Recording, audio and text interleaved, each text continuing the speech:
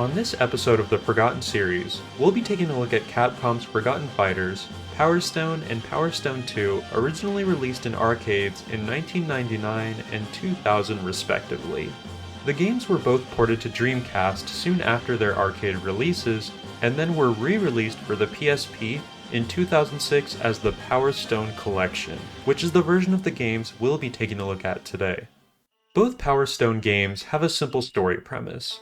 Power Stone 1 is about a colorful cast of fighters seeking out a treasure that can fulfill any wish, the legendary Power Stone. Power Stone 2 features the returning cast of characters, with some new additions, now attempting to escape a mysterious floating castle that they have been trapped in. The stories and overall presentation here gave me massive One Piece vibes, with all the themes of the ocean, exploration, hidden treasure, and so on. And wouldn't you know it, Power Stone actually got an anime adaptation that I didn't know about until researching for this video. I really can't say I'm too surprised, because what didn't get some kind of anime or cartoon adaptation in the 90s? I do think Power Stone's cast, while mostly generic and stereotypical, probably could make for a somewhat engaging show. I do wish the games themselves had more story to them, rather than just a single ending cutscene after you win, but they were arcade games first and foremost, so I can't really expect too much story-wise. What did puzzle me about the games was their base difficulty. Arcade games are supposed to be notoriously hard to eat up your quarters, right? Well, Power Stone and to a lesser extent Power Stone 2 are not very difficult games on the PSP. I absolutely cruised through the first 6 battles on Power Stone 1, and didn't lose until I faced the special character Kraken. One character switch later, and I breezed past Kraken and onto the final boss's first form, Valgus. Now, I did die again and had to character switch, but I defeated Valgus with my next character, and then just like the last 2 fights, I died once to final Valgus, the final boss, switched characters, and then crushed the final boss. What did help in Power Stone 1 was that I could continue on the fight I had just lost, which was not the case with Power Stone 2. I imagine the difficulty must have been toned down for home console releases, and at least there is a difficulty slider in the settings.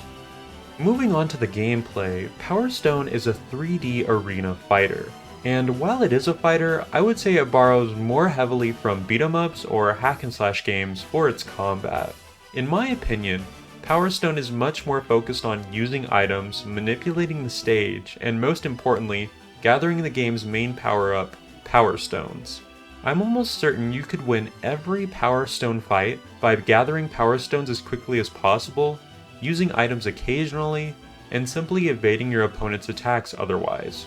The combat is very simple and chaotic.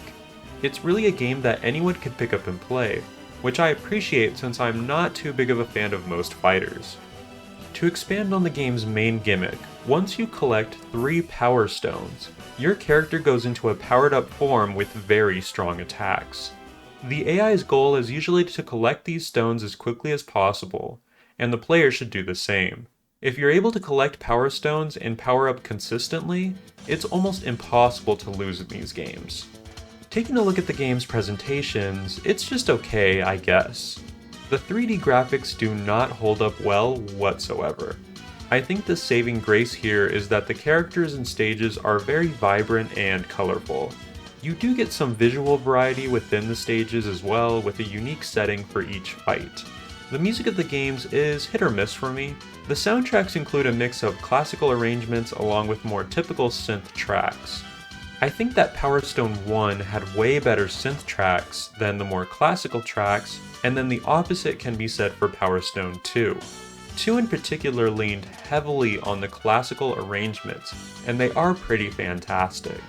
Unfortunately though, you hardly ever actually hear the music while you're playing the game because of the constant sound effects coming from characters, items, stages, or a combination of all 3. Now let's get to the games themselves. I already talked about my experience with Power Stone 1. You just get through a list of fighters, and then a final boss at the end. You get to continue wherever you lost at, which made the game a much quicker experience, and I finished it in a single 40-minute sitting. Power Stone 1 doesn't really have anything that grabbed me and made me want to come back to it, especially compared to Power Stone 2.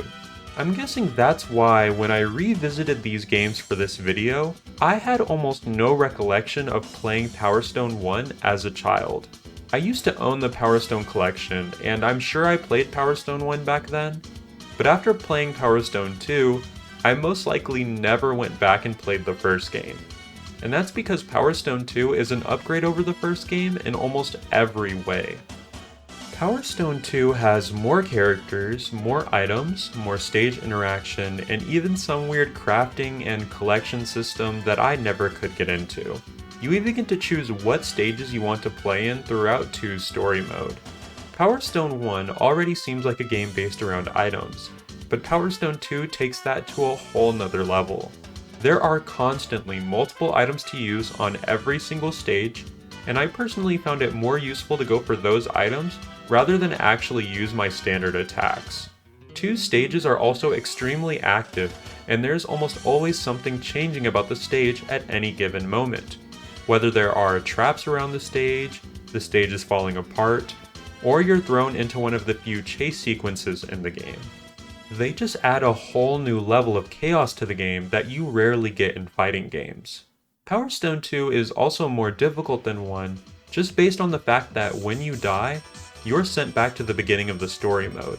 Even still, that didn't extend my playtime to more than just an hour and a half for 2. One of the problems with Power Stone is that the games are very easy to figure out and trick. Just take, for example, the gauntlet before fighting the final boss. I was able to just sit on the pillars and wait for the stage to advance so I didn't lose any health before the final boss.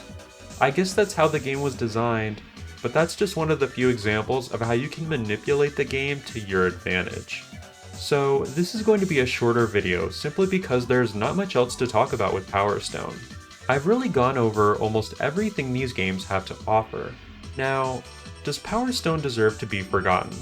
I'm not quite sure. I think Power Stone's fast-paced, chaotic, pick-up-and-play gameplay could work really well as a more casual multiplayer fighter, almost getting into party game territory. In a way, Power Stone is just a 3D Smash Bros, which I think could find a lot of success these days, especially with Power Stone 2's 4-player game mode. Unfortunately, I can't see Power Stone making any kind of resurgence, and I think these games are truly lost to time. Let me know in the comments if Power Stone deserves to be forgotten. If you have any obscure games you'd like to see on this series, let me know in the comments below as well. Thanks for watching, and I'll see you on the next video.